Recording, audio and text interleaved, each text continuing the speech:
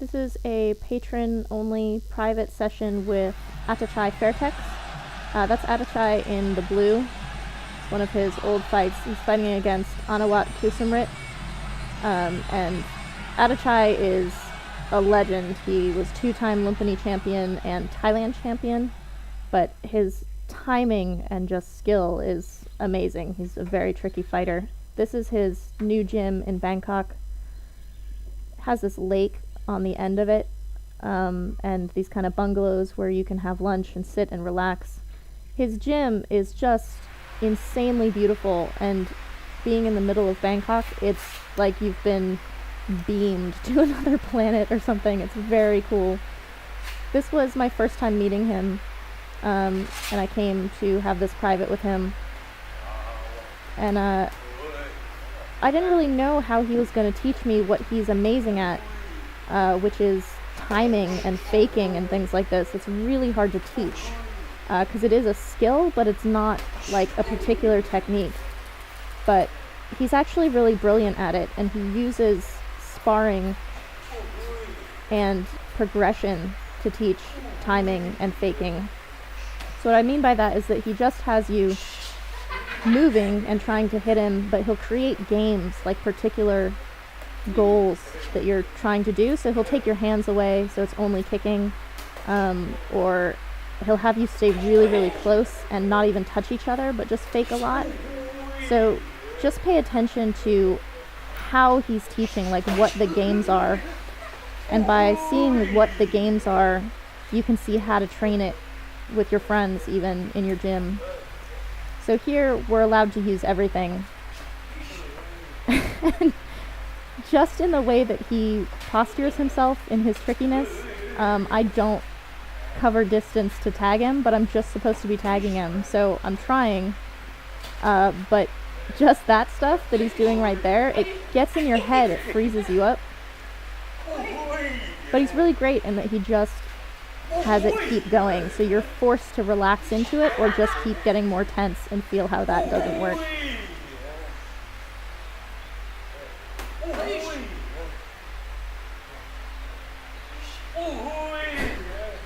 You can see how close he stays. Like, for a really evasive fighter, he's not running away all the time. He's just very quick in moving out of the way. And again, this was the first time I met him, and I'm just trying to do what he's asking me in playing around. But I came back a few months later to kind of have progression in what he had been teaching me, and it's worlds different. So when you work on things like this, when you work on timing and trickery and faking and things like that, you do the exact same game, and it's really different.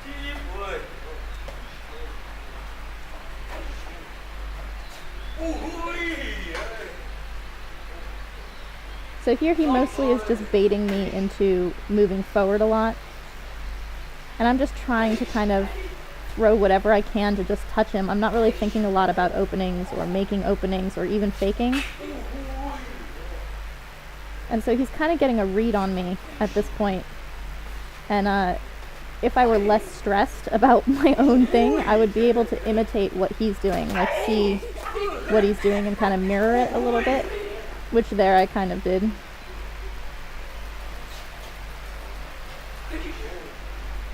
But it's really stressful to go against fighters like him.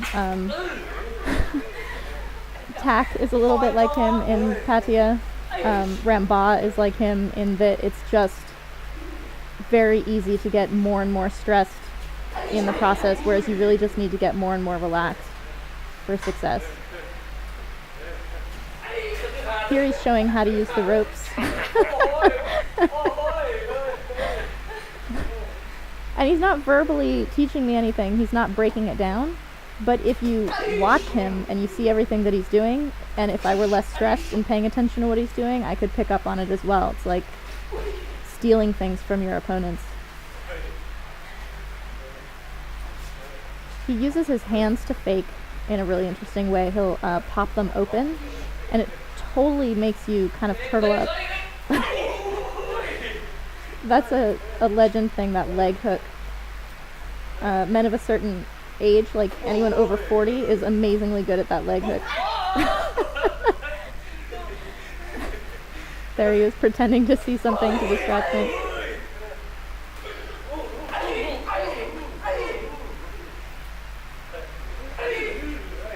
It's a brilliant tactic. That's a trip that he will teach me way later. But he'll subject me to it a bunch of times first. But this kind of playfulness, like just getting in the ring and giving people which tools they can use. Like he'll have one person on the defense and one person on the offense, or he'll tell, one person that they can only kick or something like that. It forces you to, within limitations, think about what you can do, but it also causes you to play with things, which helps you relax into it.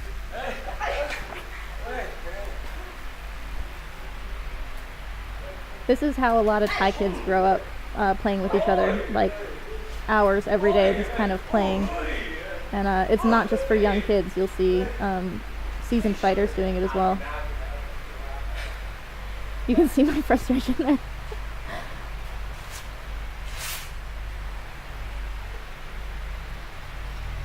This is Attachai's niece. She helps run the gym. She's very friendly and her English is very good.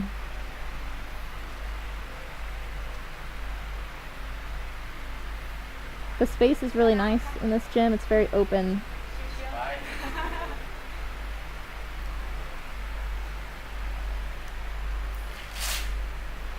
So with each round he tends to make small adjustments, whether it's who's on the offense or who's on the defense, or whether he's taking away one of your weapons. So here he's trying to get me to kind of stay in one spot a little bit. So he's showing how to fake, but he wants me to be coming in. So basically, when your opponent is coming towards you, you fake this teep, step to the outside, and then trip them.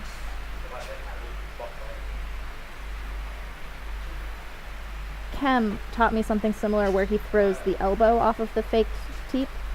He was also from Fairtex, so I don't know if there was a trainer there who taught people fakes off of the teep, or if it's just an awesome technique because there's like 9 things you can do off of it. But here you can see how he has to step to the outside. You fake the teep as the person is coming in, and then you step outside their stance and trip the opposite leg. But you have to kind of push the shoulder as well. So here he's coming towards me, so I'm the one tripping. And I was kind of having a hard time stepping outside of him, like committing to the step out. But if you watch him do it, he can go to either side. And it's basically where your opponent is about to step is how you would decide which side you're going to do, or just have a preferred side. But he's saying it's for punchers right there, because punchers tend to be walking in. But this pivot off to the side is the important part. I'm stepping there, but I'm not pivoting sideways the way that he does. I'm staying facing him. His pivot is pretty strong.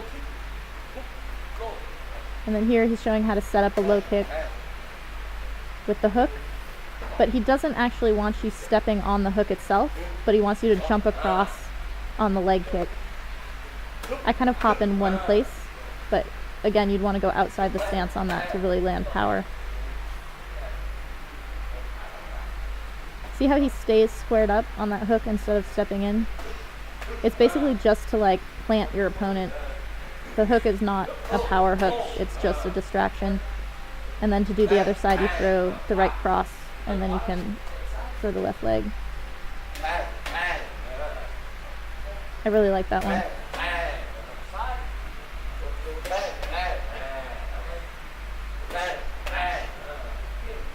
Yeah, the leg kick is not really a big point score in Thailand, but you can hurt your opponent, and it is part of the distraction and keeping them very still. It creates tension in your opponent. So here is using a same side double kick, so you go low high on one side, and they're probably going to block the low one, and then you just go up and they're on one leg.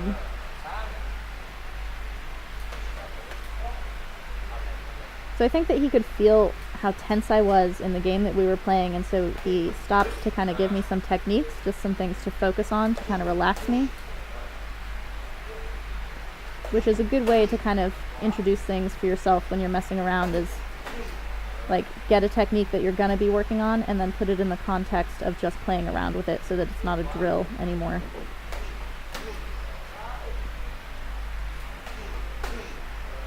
But he's getting me to stay in better by turning it into a drill for a minute. And so now he's having me incorporate both of them. And I'm stepping over better. I think it's the bottom of the foot. I'm not putting my foot low enough on his leg. It should be like right at the crease.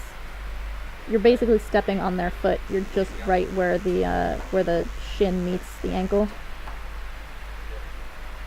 And then here he's showing how you can throw this jab off of that same faked teep. And so when you put the teep up, they might brace against it, or they might try to block, thinking that it's a kick or something. And so you throw that jab when they're on one leg in response to whatever they think that teep is going to be. But he wanted a little bit of a lean back on it to really sell the fake teep. But it also gives you like a spring on the jab. See how he covers distance on it when he does it?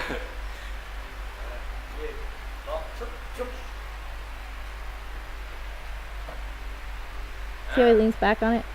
And he wants that knee up higher. So that's how you get them to flinch, basically, is by making it more of a dramatic movement. So what he's doing is what you would anticipate your opponent to be doing. See how he kind of just freezes and his hands drop in anticipation of whatever the leg is doing. And you can do it on the other side. See how he's doing it on his right side, and it's almost like a Superman. He kicks the leg back as the punch comes through. But you don't hop on it necessarily. But on this side, it looks more like a kick is coming, so that's when you might anticipate that leg coming up for a block.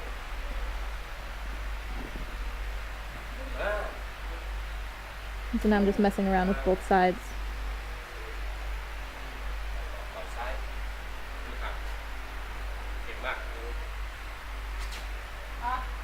So this is something that Karhat does. Attachai is a Karhat fan, but starting from an orthodox stance, you switch your stance and then throw that jab. You can do it exactly the same from the southpaw stance, and you just throw the same side as the leg that just kicked back.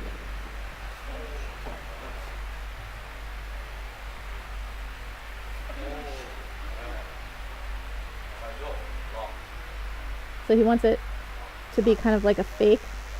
And so here he's showing more fake options, which is just this kind of like squat.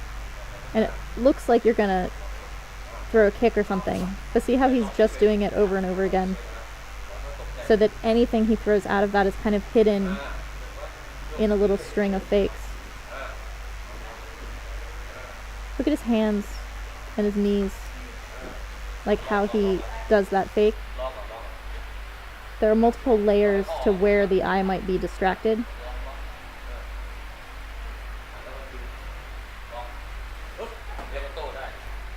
So he's showing me that as I'm faking with this little squat, if he decides to throw a kick, because I'm already moving, it's very natural for me to kind of get out of the way and dodge that within the same movements. That's what he's doing now. Because his knees are bent and he's squatting, his upper body can move out of the way really easily. So it kind of lures them in a little bit, but because you're moving all the time anyway, your fake is not telegraphed. Your dodge is not telegraphed. See how he pops his hands out like that to get me to flinch? He's trying to get me to do it. And now he's imitating what the opponent might do. See how he's flinching and turtling?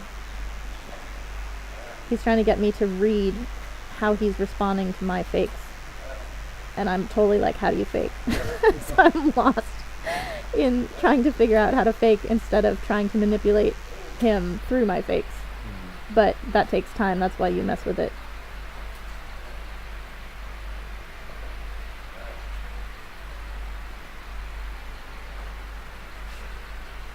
He's really good though, showing all the different ways that the opponent might respond. You're really good at it though. You understand about the trip on the foot? Yeah. It's from the bottom So of Kevin's the foot, pointing not out that the I'm shin. not putting my foot low enough on that trip. Up front. Yeah. It's where that crease in the shin guards is, basically. It's where you need to put your foot.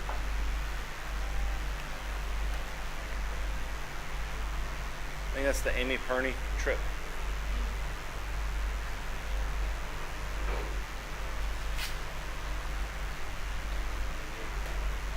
So in that round he showed me a bunch of things to play with. So now he wants me to basically just block and go backwards. He's showing me what he wants me to do. I'm coming forward first.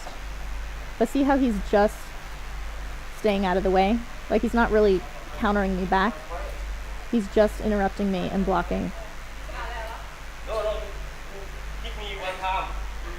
So now he's saying I win if I can hit him one time. So my role is to try to hit him, which I did. And his role is to go backwards and just block. This is so important if you're going to be fighting in Thailand. This is training people how to fight a 5th round. So if you're already winning, you're him. If you're trying to catch up, you're me. And you need to be able to do both depending on how your fight's going. But so I'm basically trying to find an opening and he's just all defense. I didn't fully understand I wasn't allowed to punch him. And I kind of have a habit of punching, so it was hard for me to control. But see how he's staying close to me, like he's not running away, but he is backing up just enough that it looks like I'm chasing him. And now he's switching, so now I go backwards and he's going to try to find the openings. And all I have to do is block and interrupt his kicks. And you can see it's much harder for me to do than it is for him to do.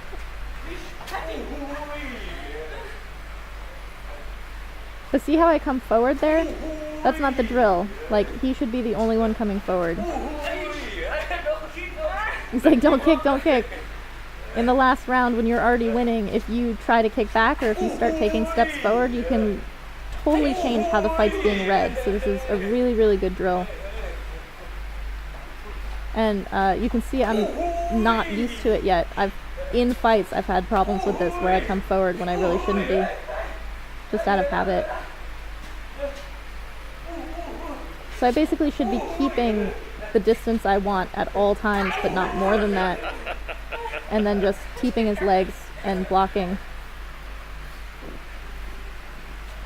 Because of his faking though, it makes me very tense, which makes it hard for me to read him and block things, and very easy for him to read me.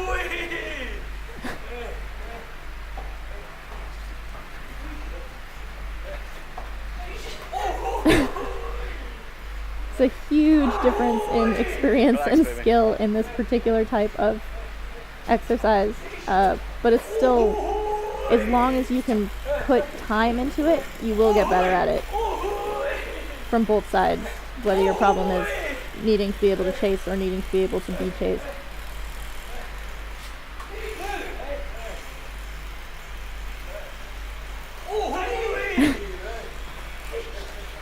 And I'm still coming forward trying to counter, but really I just need to go back. So here, now that we're switching, look at how he does it.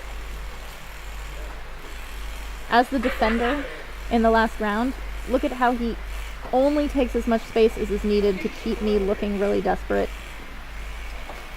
If he goes back too much, it looks like he's trying to get away from me. But here he's just defending his lead and making me look like an ass, basically. So many Thai fighters are amazingly good at this.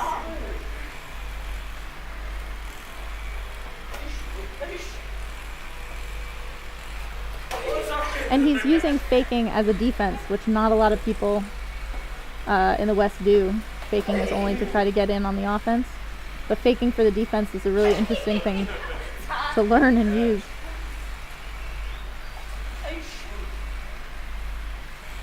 He uses this starburst hollow out thing to get out of the way, but if you look at his hips and his head, they stay in the center line. He hollows himself out, but he's not throwing his butt back or anything. He's still perfectly balanced.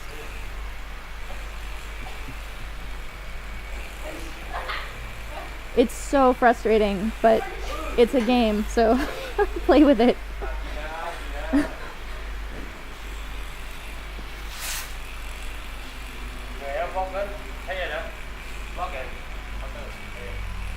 So again, he wants block and counter. At Deseret Gym, which is where the Thai national team trains, Ajahn Surat has people do that as well, where one person is defending and one person is on offense, so that you learn both sides, but you learn to stay within the role that you're put in, whether you're winning or losing.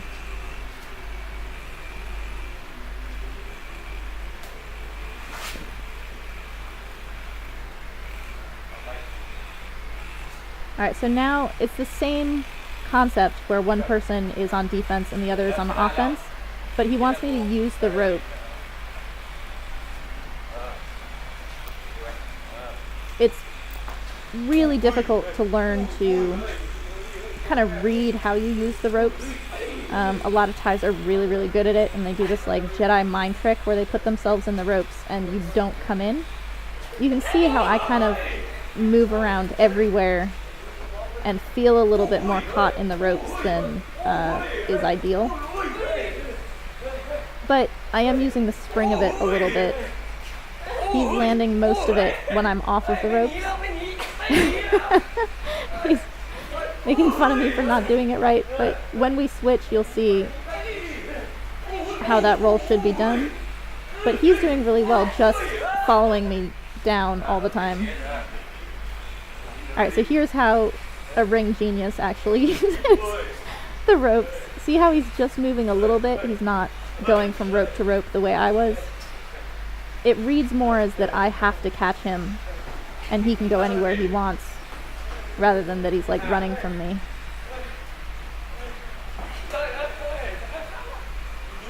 So he wanted me to stay in there. Like, if you get someone caught in the ropes, keep them in the ropes rather than hitting them and backing out like that.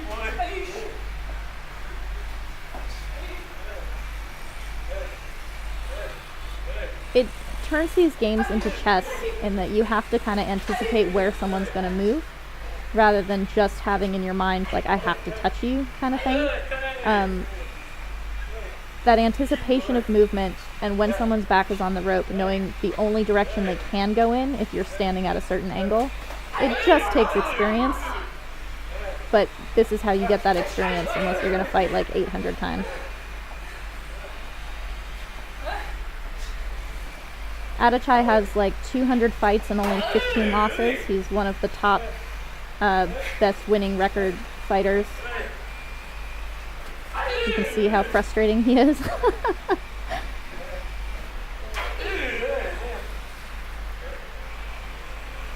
He taught at Evolve in Singapore for many years, and one of his students contacted me after this lesson and said that this drill is death by Attachai. Basically his like ability to move anywhere he wants, and how difficult it is to try to catch him. It's like you're getting tagged all the time. And this drill, if I could just calm down a little bit and kind of think about where he might be going instead of just kind of bullying my way around, that would be a more advanced version of this drill. But again, coming back a couple months later, it was a different experience due to how relaxed I was, based on my ability to kind of chill out within this context of training. See how relaxed he is?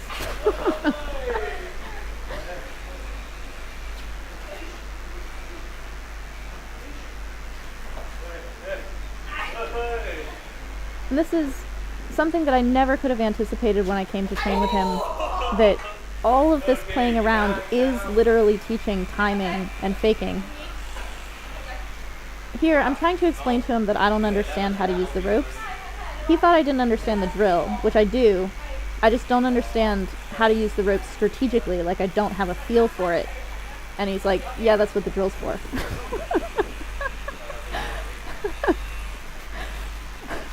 I don't know how to ride a bike. Yeah, get on the bike.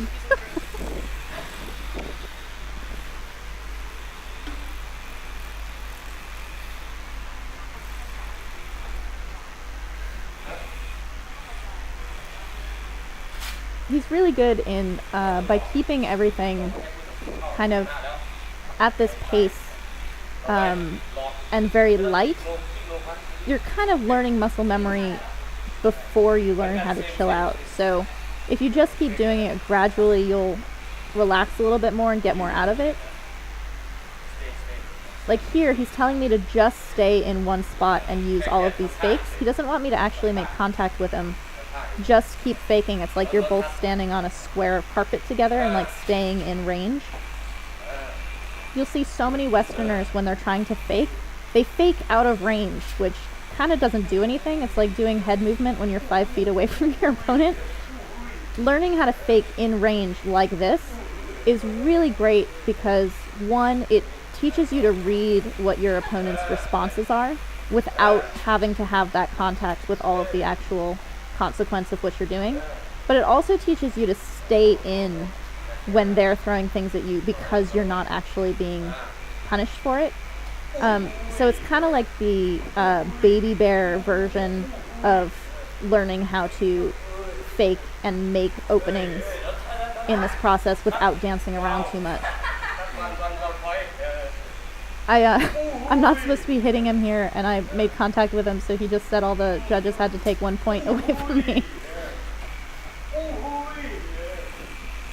But see how he's calling his points even though he's not touching me? That's teaching you to pay attention to what you are getting in, even though you're not, like, hitting your opponent. It's super uncomfortable, but that's really good because that tells you what your comfort levels with proximity are. It would be like if you're sitting at a table and you have to stare into your partner's eyes for 5 minutes, like how uncomfortable that would be, but the longer you do it, the more comfortable you become. This is that kind of uncomfortable, being that close.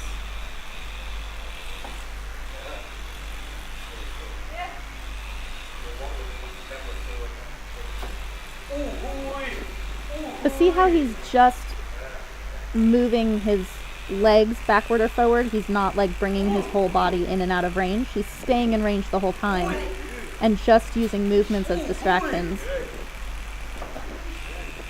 This is like amazingly advanced technique for faking, but brought down to like a super beginner level where it's massively uncomfortable and you don't know what to do. But if you just keep messing with it, you'll feel out what works and what doesn't. Everything he does works, but that's because he's amazing at it.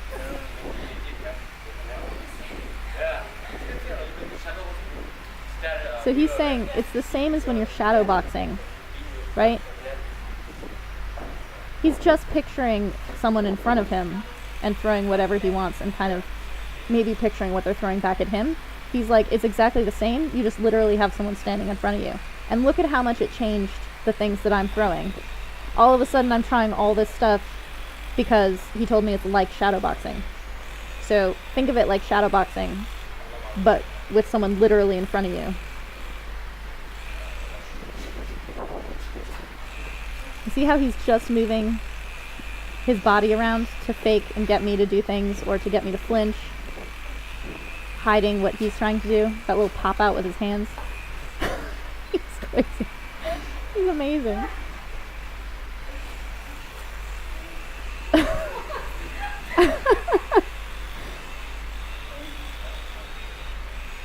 And so now, because I'm calming down a little bit, I'm seeing what he's doing to me and trying to steal it. I'm just biting off of what he's doing and trying it myself.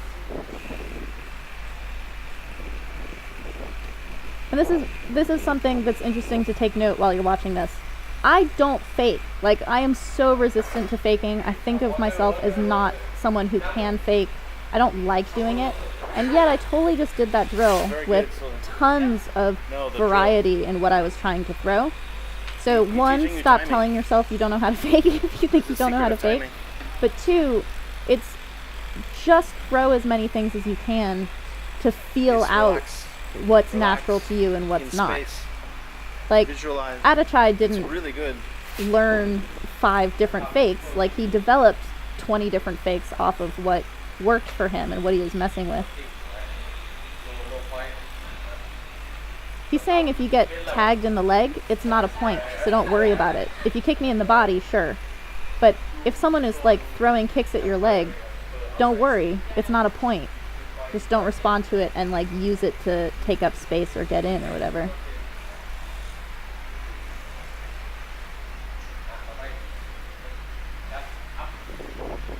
So here he's going to teach me when you catch someone's kick, you kind of bend at the knees a little bit and then do this rip up. Look at his arm and his leg, how he comes forward on the like pull up. If you catch it up near the knee, when you plow towards them and you only take one step, so it's not actually plowing, they'll pop over, especially if you do the squat first so that you're standing up. The squat is so that you have room to come up. If you catch it in your normal standing position, you don't have anywhere to go.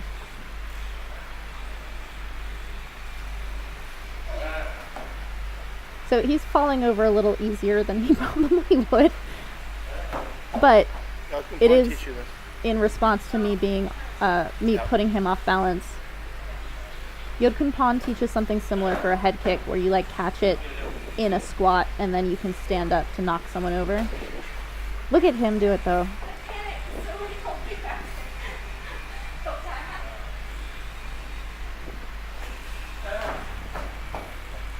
So if you do it really quickly, like if you catch it in the squat and do the lift immediately, it shocks your opponent so that whatever they have as their like jump up response to having their leg caught or whatever, it kind of stuns them for a second and you're going to get them off balance pretty quickly.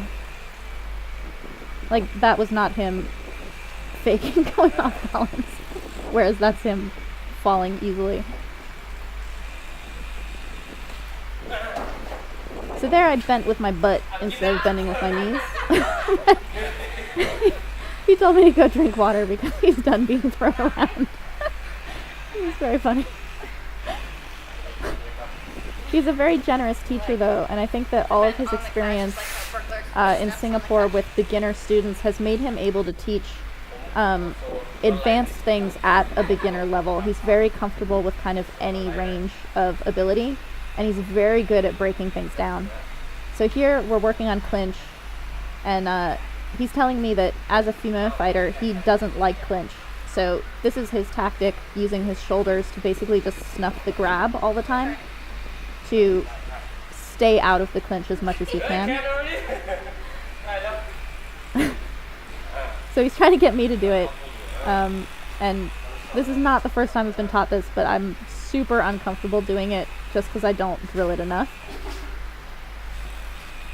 But you can see how he's changing sides all the time, because even if you squish your shoulder on one side, that makes the other side open. So you just have to keep responding, basically. And he's bigger than I am, so he's being generous and staying still at times to let me work on things. So here he's trying to show me it's that same trip as when someone's coming towards you. But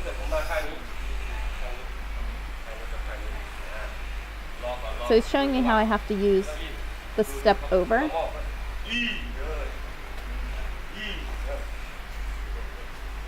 So he's trying to get me to time it properly. So there was because of the way his body was leaning already, because we're switching sides. So if you're kneeing and pummeling or swimming or whatever people call it, when you're like swimming side to side, you anticipate what side they're about to grab on and use that to time the throw.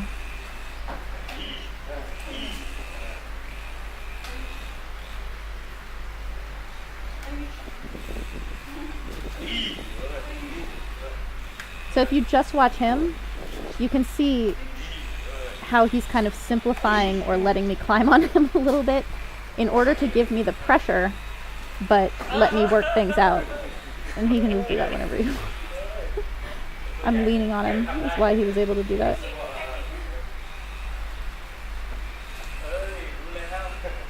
So there I tried to trip him, but I was coming towards him. You have to let your opponent come towards you on that one, because they're already leaning in. He's using his arms as a distraction again.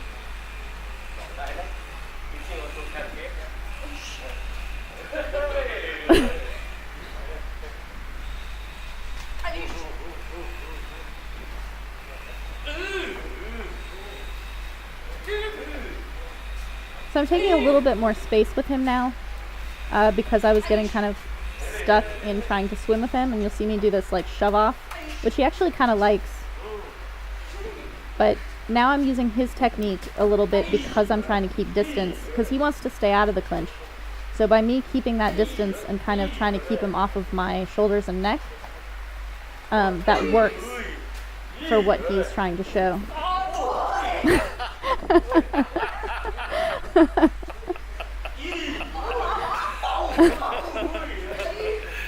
His playful response to elbows is some of my favorite.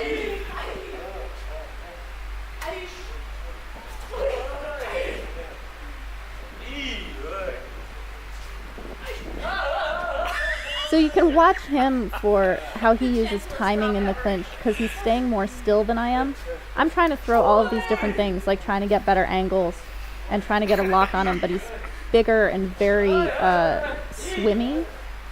So if you watch him for timing, you'll see when he decides to do his tiny little trips, which require zero energy. So he wants me to go left. You want to fall. See how he had his body turned to one side, so he wanted me to just step over. His head was already coming forward. He's saying because he knows already it's hard for me to trip him, but that totally would have been the time to trip him anyway.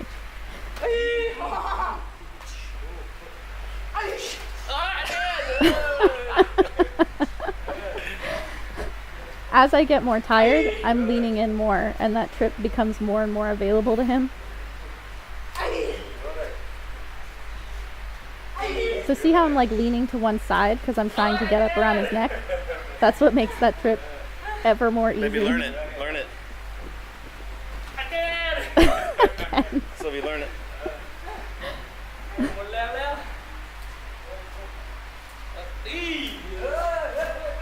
So that was almost it. He said it's because he's big, but I wasn't waiting for him to lean in yet. Like my timing wasn't quite right on that one.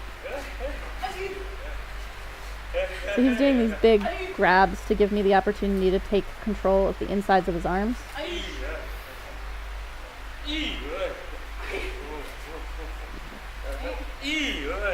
See how he can kind of turn to one side without leaning in? See how he's leaning out like that? That keeps me from being able to throw him. And causes me to lean in so that he can throw me.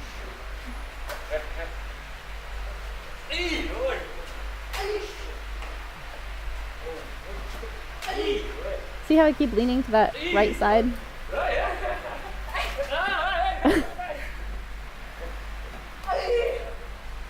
So he's just keeping his right elbow on the inside of my shoulder so that he can keep the distance that he wants. I can't lock him because of that. Here he's trying to teach me how to catch the knee and turn. Right? So my left hand is going to be pushing on him, and then my right hand is going to be pulling the knee. So it's like scissors. Your arms like cross each other. That's when you have to time. You have to anticipate that knee coming. I'm trying to do a long clinch on him, but I wasn't quite keeping my shoulders right. That one worked.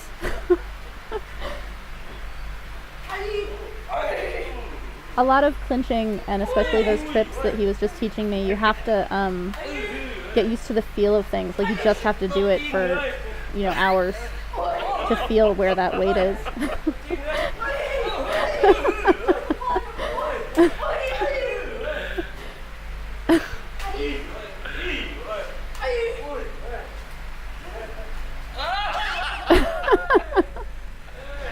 So he actually leans into me first on that, and then as he leans back, he trips me because I kind of follow him with my head.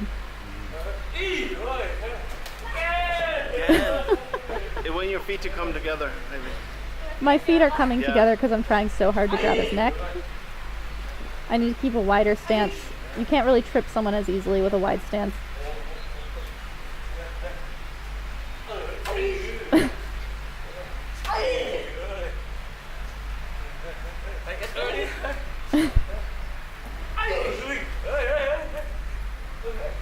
This is one of my favorites. Oh, he's not doing it yet.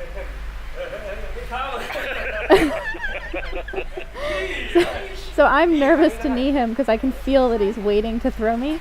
So I just stopped kneeing. But here I'm trying to do what he taught me, where you like sweep the knee on one side and push the face on the other. See how he steps out to create space with his hips? I'm putting my butt back. You don't do that. See how he's just pivoting out?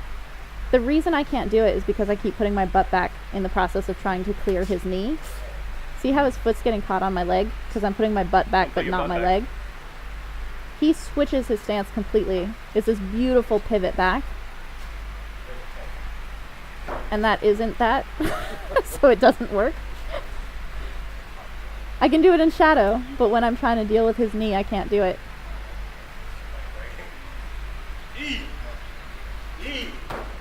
I can't clear his knee because of my butt problem. But he teaches me an alternative, which is, that one kind of worked. He teaches me all the alternative, which is to use your leg, which because my butt doesn't go back when I use my knee, that one works better. So here is using your knee. When someone's throwing a straight knee, you can come to the outside of it.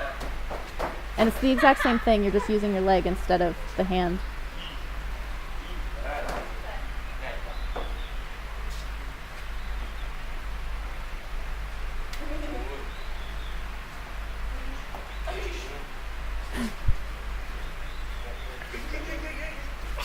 There it is. I have never seen that before. That is a good one. Never seen So that. people who have a strong neck, for clinching, you pull, you like do this little pulse on the back of their head, and so they'll get really rigid to resist you, to be like, my neck is so strong, and then you just shove them as they're all tensed up. Oh man, you go flying.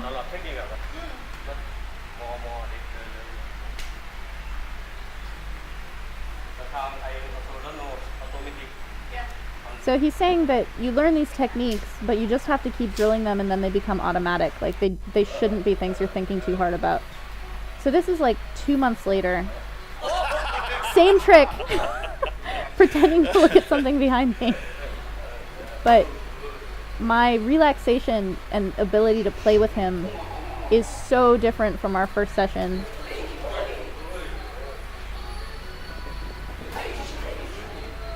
So you can see I'm using some of the techniques that he worked with me on in the first one, with this switching of stance and throwing the jab. I've been working with Karahat in the time between, and so you'll see me switch stance sometimes. He's naturally a southpaw, and you'll see him go orthodox all the time, which is him basically like babying for people. And I'm naturally orthodox, but I go southpaw, so we're both kind of switching back and forth.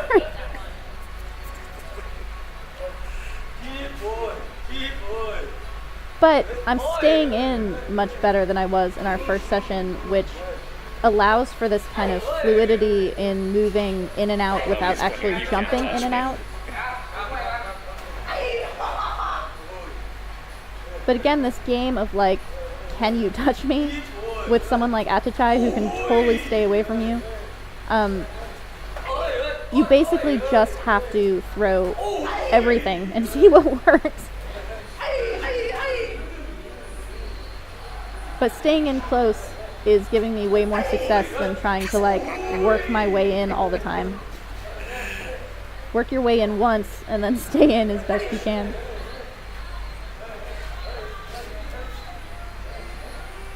See how he switches stance?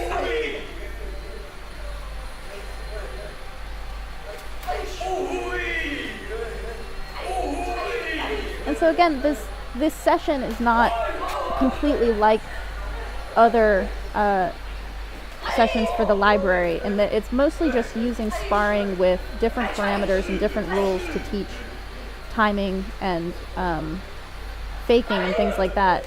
But in seeing the disparity between the two sessions, you can see how it's basically, it's the same game, but it changes as you change. Like it's really important to do this kind of playing around to learn relaxation and put everything into context of just messing around with things instead of it being a drill.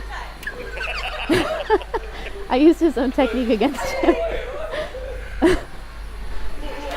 So this is what he taught me in that first session, that hook and low kick and cross and low kick.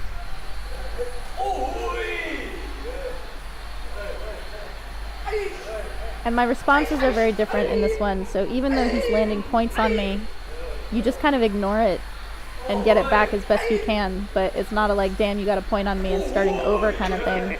I'm way less frustrated, and so we're able to get a lot more out of the same game.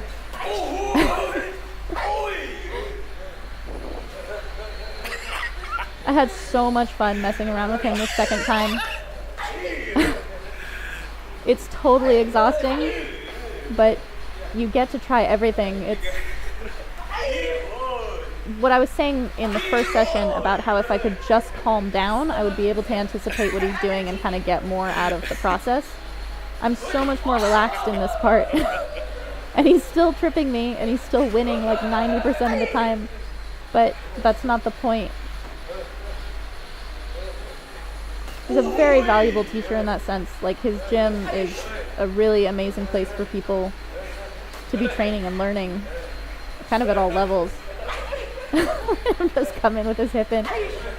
He's trying to goad me with that hip.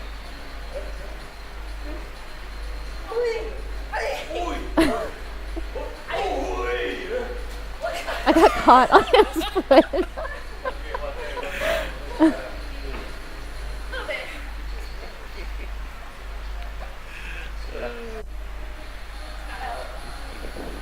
So this is the drill where I win already, and I'm just defending. Still having a little bit of a problem not coming in. But my response to him landing things on me is way different, because I'm winning, so I have to act like I'm still winning. He's taken his gloves off because we're not supposed to use our hands in this part.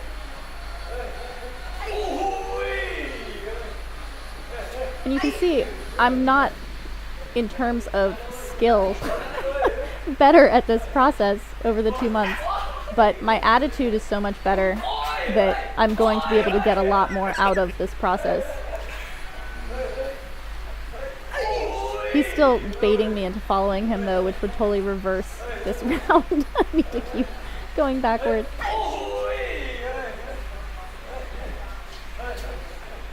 It's very hard to see his kicks for blocks. So I tried to just keep his legs more to like interrupt his kicks, and I was slightly more successful with that.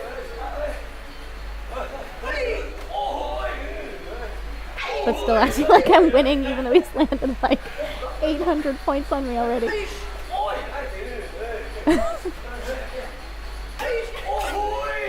Another important skill to learn that you learn through this process of playing is to call your shots and only your shots, because only your points matter. So you learn how to perform your win.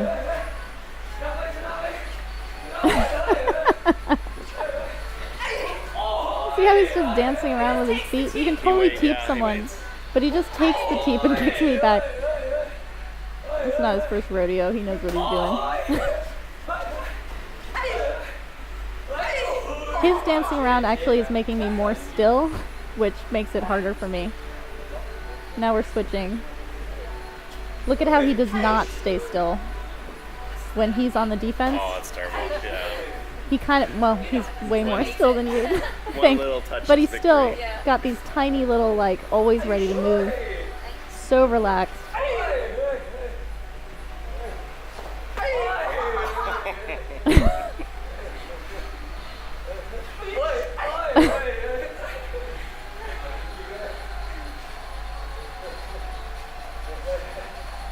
I'm better this time around at staying within my kicking range even if I'm not kicking, whereas I was trying to cover that distance in our first session more. It's a matter of relaxation, comfort staying in like that.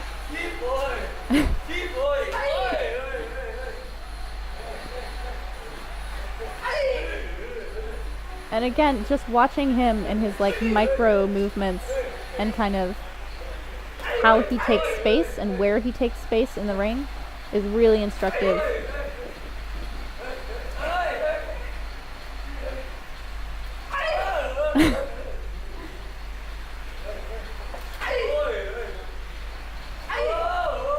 So even though it's not a point to kick his leg, I'm kicking his legs more because it's at least getting him to stay slightly still.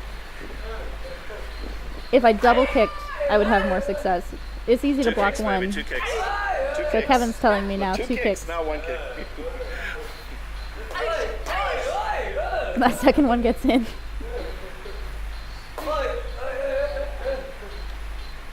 It's exactly the same with punches, you know, it's like the third one that lands, not the first 2. You gotta do that with kicks as well.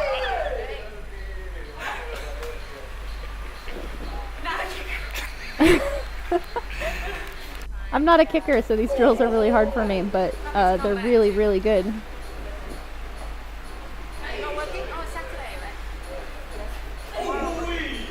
So now we don't have any gloves on, because I couldn't really resist punching him in the last one. But this is just kicking. And these drills where you take away half of your weapons, or like if you have one person punching and one person kicking, it's good to limit yourself, to force yourself to find all the different opportunities and find different openings for just that one thing.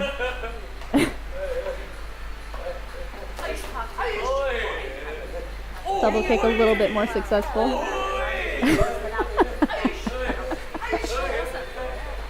How does he do that? Look at how long his kick is too. It's like got a hinge on it.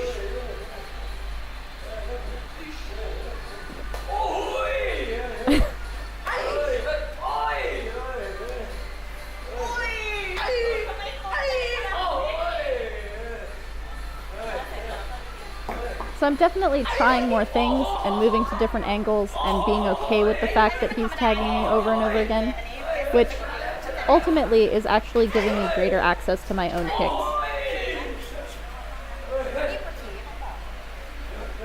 I could be cutting off the ring way better.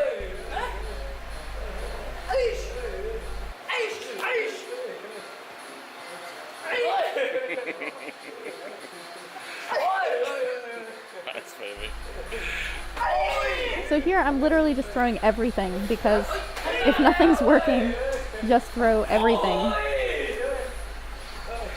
And my weirder stuff is actually more successful. There's a little bit of his bended knee faking.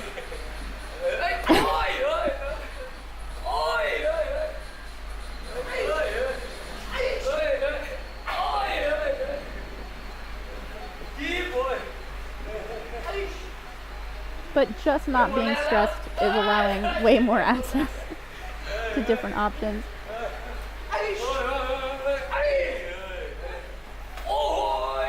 There, I'm cheating. Not supposed to be grabbing his leg.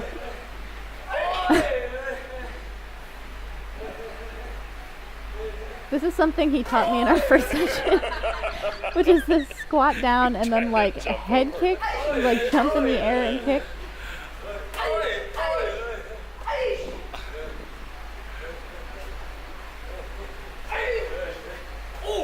It's actually fun to try super ridiculous things, and when you see like Anthony Pettis jumping off the cage and knocking out Henderson with that crazy thing, that's because he was messing around with it. If you play with it in the gym, you have a much higher chance of it working in the ring.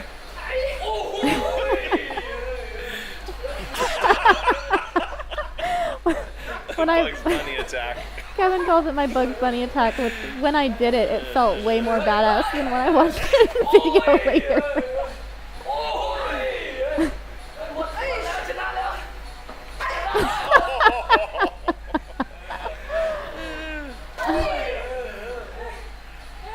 Healing yourself up off the ground when you're having fun is way easier than when you're stressed about the fact that stuff isn't working. I'm trying to do Attachai's like soccer kick on the leg.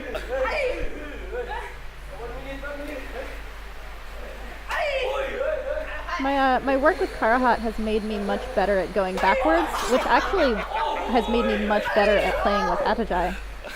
Especially with him being a female and very like tricky fighter. If you can't go backwards, you're forced to only come forwards, which is when he's at his best.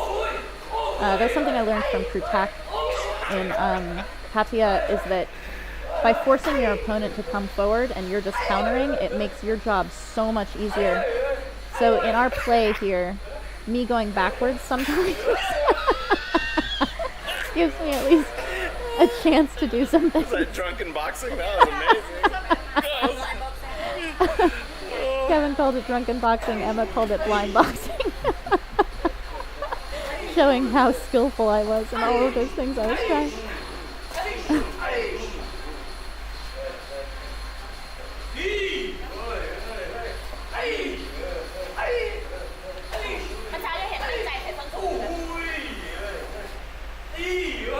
To me, not knowing how to use the ropes.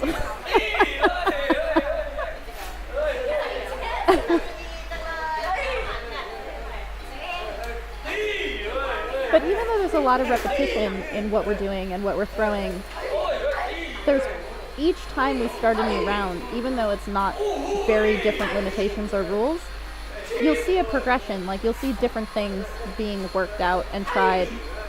And I'm not giving it a lot of thought. I know he's not giving it a lot of thought. You just kind of flow with it. But it's like a sandbox. You just play with things. Like, I'm throwing so many elbows.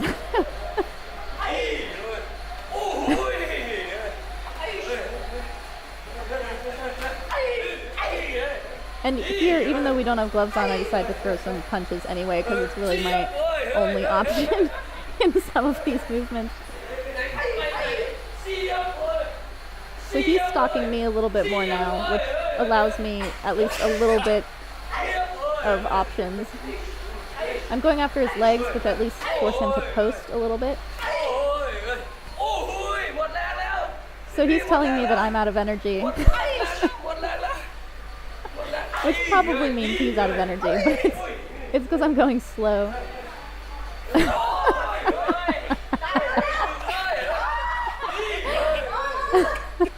Calling for the doctor because I've cut him. If you're going to call your points, stick to your points. Turned it into the full performance. I'm trying to knock him out now and throw a bunch of elbows. There's a little bit more clinching. He's acknowledging that I've done very well just there, but he's saying the opponent is strong. Like, he's not going to let me kind of win the round. He's just going to keep coming after me, which forces me to really dig. But when I'm digging, I'm not getting more tense, which is what's allowing me to keep going.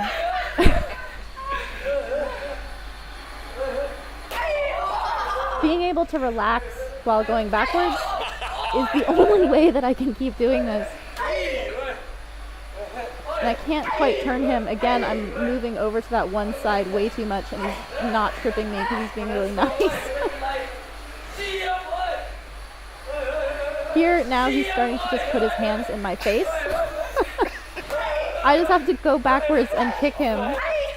That feels so different from how it looks. But it's a really good amount of stress. But I'm at least responding to it, which is really, really good. Like, this is such valuable work right here. Even though it's insane. It's not gonna stop, baby. Go. I'm just putting myself in the corners now, but it's really good that I keep kicking and just have to push my way through. That turned it into actual blind boxing for a second there.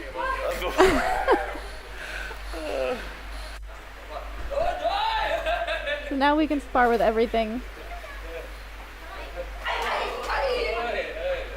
And it's allowing me more options, because when I'm in close, setting up with punches for me makes me more comfortable. But I'm trying to get him to come after me. He's Attachai, he knows what he's doing. He's not gonna do it. So he's saying my penrai, basically like none of my points matter because he's already winning. So he's doing the performance of like, come and get me.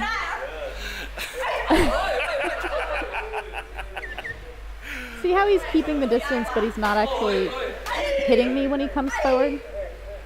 That's basically telling the judges, like, the onus is entirely on me to get any points. That he doesn't need any points, he's just gonna snuff me. Now he's acting like he's cut, so he's coming forward a little bit. See how he's responding to me coming backwards? I'm not moving backwards as the winning fighter, although I kind of drew him towards me slightly for like a second.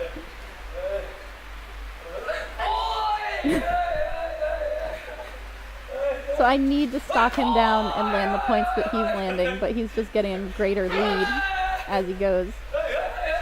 This is so good to practice. This literally happens in fights, and you can get so lost.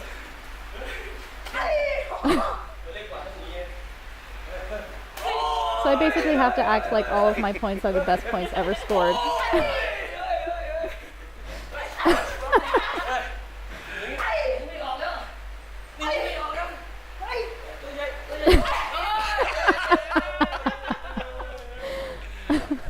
Too awesome. I have to keep going. So I said Mao Mao, which means like drunk or dizzy. So I'm trying to force the storyline to be that he's a little bit punch drunk. He's at least bleeding now. He gets the head kick.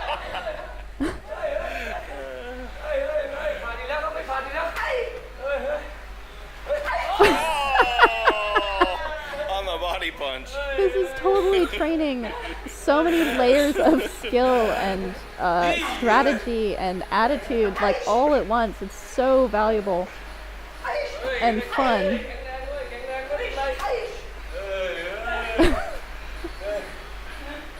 All of his sounds and attitudes are basically showing I'm so far ahead you can not catch me.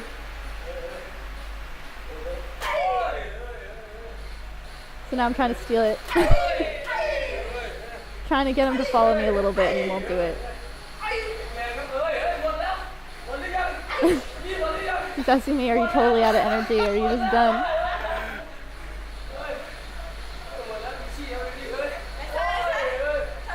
So I tell him I'm not really out of energy, I'm trying to fool the gamblers. And so now he's saying, dropping your price. Basically faking that I'm low so that I can have a super comeback in this round.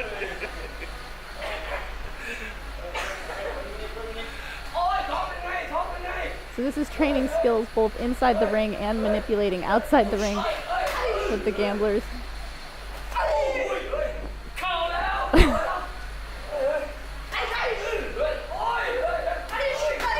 That's his movement again.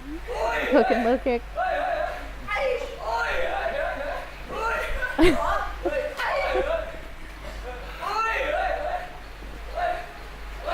I can't tell you how long it's taken me to be able to take that many jabs in the face or kicks or whatever and just act like it's not a problem and keep trying to get my point back. Like not getting discouraged with such a frustrating exchange has taken a lot of work. Like it's not just time, it's a lot of work. And it's showing in being able to do this, which to me means a great deal. And it means I can get a lot out of this session with Attachai, and he can give more to me in this session with the way that he plays. He kept it there. 30 seconds, 30 seconds.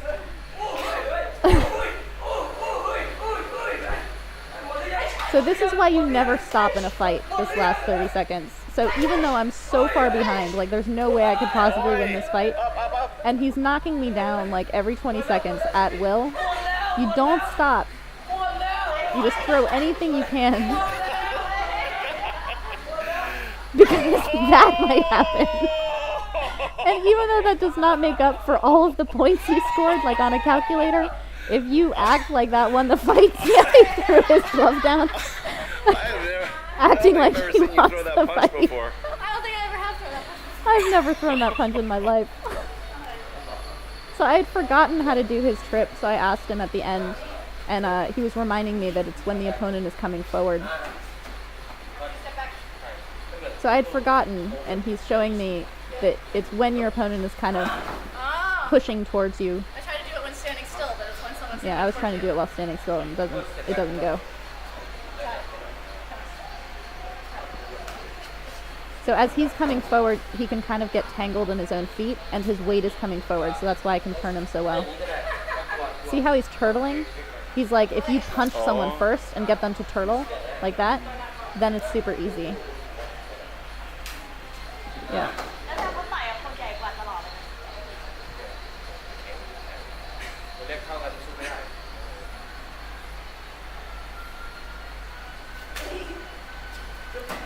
So there he was only drifting towards me, but it still works because his weight was coming forward. Here he's telling me wait, wait, wait. Like basically be the waiting clincher. So here he waited for my knee to come up and did that trip. That one I actually stole from Crew 10 up at Attachai. I just learned it a couple of days prior to this. It's super similar to Attachai's, but you go in the opposite direction. So he's telling me like that I know everything already or whatever, which is nice. But I was telling him that when I go to fights, I forget a lot because I just get tense. So what I've been talking about in the session the whole time is about having access to your skills because of relaxation. His process of playing all the time is the hard work you put in to be able to be relaxed, to access all of your stuff. So that when I'm playing with him, he's like, you have all of these techniques, but then when I go to fight, because I'm not as relaxed, I don't have those techniques. So his process of training is so important. Look at this. He's showing that when someone's big, you can put your hand under their shoulder and basically just throw them off of you. Crew Weehawk over at Skarbowski Gym has a really cool version of that under the arm thing.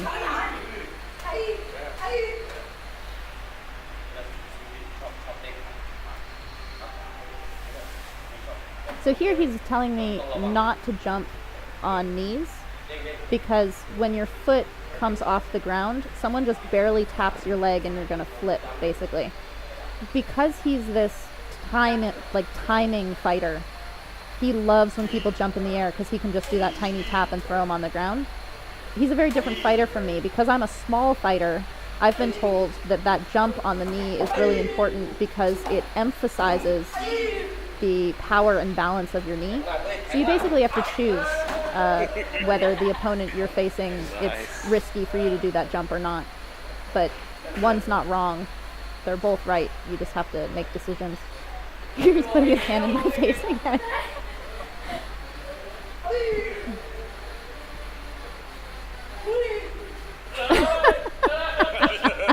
That extra little knee as someone's falling is awesome.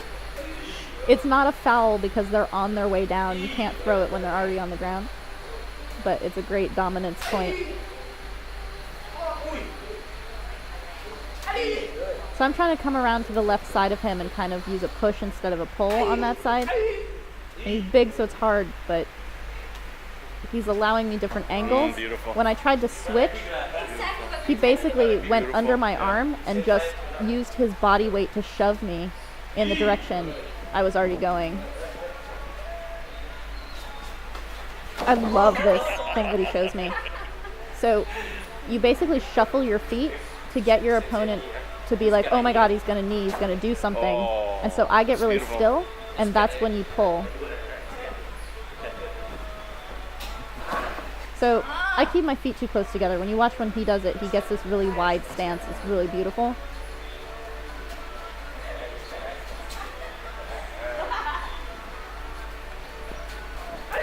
That was a little bit fast.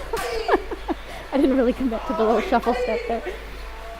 There's that turn I was trying to do earlier, that like push on the face instead of or push on the neck instead of the pull. I was trying to push him into the ropes and then do a switch, but he totally knew what I was going to do and it got snuffed.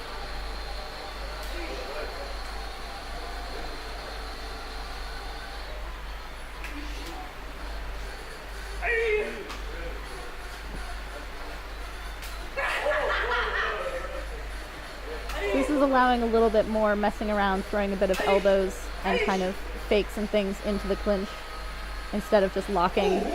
But using step backs and small scores in there is really good for kind of like building around the clinch, because a lot of what you train when you're doing like clinch drill stuff is not how you get into and out of the clinch, but this is all the stuff peripheral to it.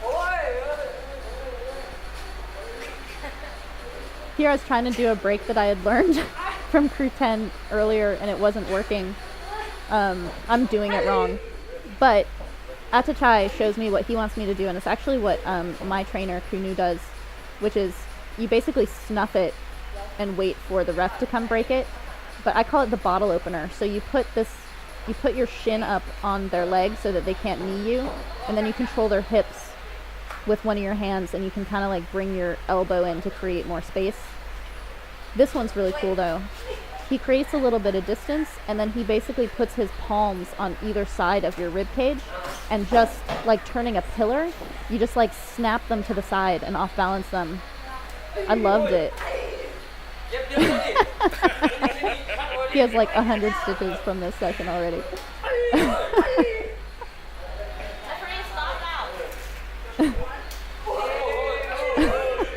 Look at his responses. It's like a big dog playing with a small dog.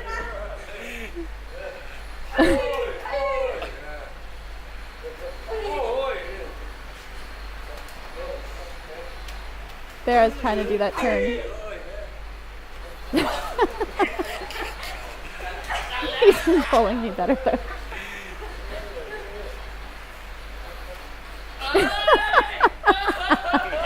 Oh, the trip and the knee down.